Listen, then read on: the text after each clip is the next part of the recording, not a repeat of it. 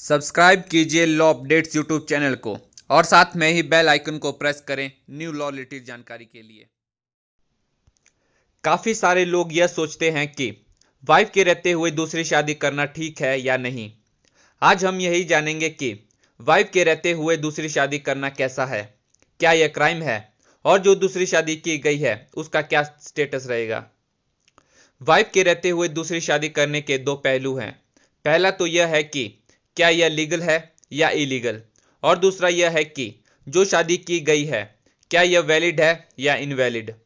पहले हम बात करते हैं इसके लीगल और इलीगल के बारे में। अगर कोई पर्सन अपनी वाइफ के रहते हुए दूसरी शादी करता है तो यह इलीगल है। आईपीसी के सेक्शन 494 के तहत यह एक क्राइम है जिसमें 7 साल तक की सजा और जुर्माना हो सकता है।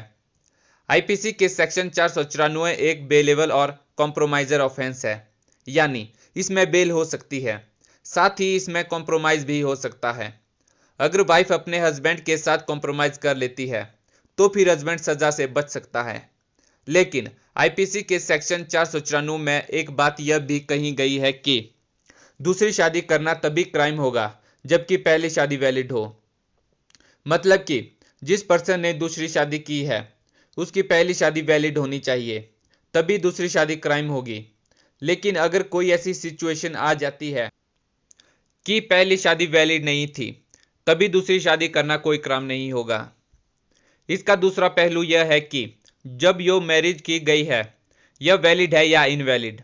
इसके लिए हम चलेंगे हिंदू मैरिज एक्ट सेक्शन 5 में।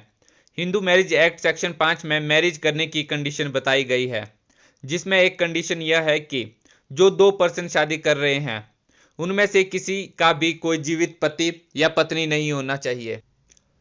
तो अब यहां पर जो पर्सन ने शादी की है वह पहली वाइफ के रहते हुए की गई है, तो उसकी मैरिज इनवैलिड होगी। इनवैलिड होने का मतलब यह है कि ऐसा समझा जाएगा कि कोई शादी हुई ही नहीं, तो इससे जो दूसरी वाइफ है उसका प्रॉपर्टी में भी कोई अधिकार नहीं रहेगा और वो मेंटेनेंस की डिमांड भी नहीं कर सकती क्योंकि वह एक लीगल वाइफ नहीं है। लेकिन इस इनवैलिड मैरिज से जो बच्चे पैदा होंगे वह बिल्कुल लीगल होंगे। उनको पिता का नाम भी दिया जाएगा और फादर की प्रॉपर्टी में उनको पूरा हिस्सा भी दिया जाएगा। लेकिन यह कानून मुस्लिम पर्सनल लॉ की वजह से मुसलमानों पर लागू नहीं होता है। अगर कोई मुस्लिम चाहे तो वह कुछ कंडीशन के साथ सेकेंड मैरिज कर सकता है। तो अब आप समझ गए होंगे कि कोई पर्सन अपनी वाइफ के रहते हुए दूसरी शादी करता है तो यह एक क्राइम है जिसमें 7 साल तक की सजा हो सकती है। साथ ही जो शादी की गई है वह भी इनवैलिड है, मतलब ऐसा माना जाएगा जैसे कि कोई शादी हुई नहीं हो।